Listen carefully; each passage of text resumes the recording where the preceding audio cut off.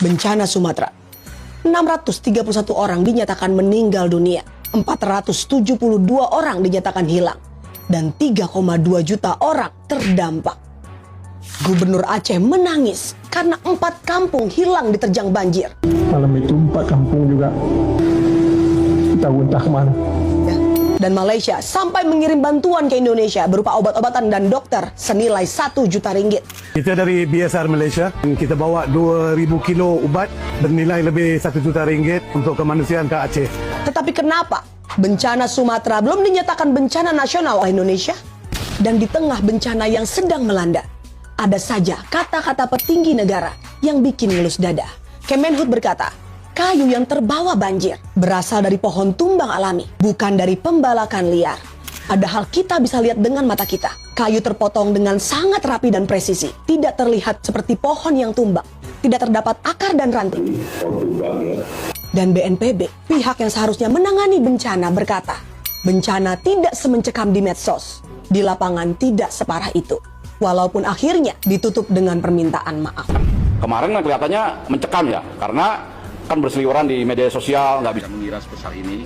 Mohon maaf Pak Bupati. Bencana yang terjadi di Sumatera diakibatkan karena banyak hutan yang alih fungsi menjadi perkebunan sawit. Kita bisa lihat di satelit, banyak hutan Sumatera yang sudah gundul digantikan menjadi perkebunan sawit. Maraknya alih fungsi hutan menjadi perkebunan sawit dianggap bukan deforestasi, karena pohon dan sawit sama-sama pohon. Padahal sangat jelas perbedaannya antara hutan dan perkebunan sawit. Hutan didiami dengan berbagai macam spesies, flora dan fauna, dengan tumbuhan yang berbeda-beda jenisnya, dari yang kecil hingga yang besar. Pohon di hutan memiliki akar tunggang yang mencangkram hingga ke bumi, sedangkan akar sawit adalah akar serabut yang tidak bisa menjadi penahan air dan penahan tanah. Akibatnya saat hujan deras datang, tanah mudah runtuh dan longsor, air meluap, dan desa-desa yang berada di hilir sungai yang menanggung akibatnya.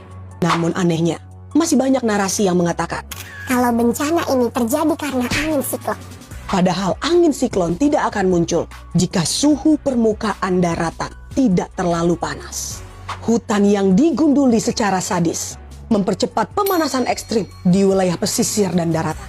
Perbedaan tekanan udara menyebabkan angin terhisap dan terbentuklah badai siklon. Bencana yang terjadi di Sumatera bukanlah akibat kemurkaan Tuhan, tapi akibat keserakahan manusia.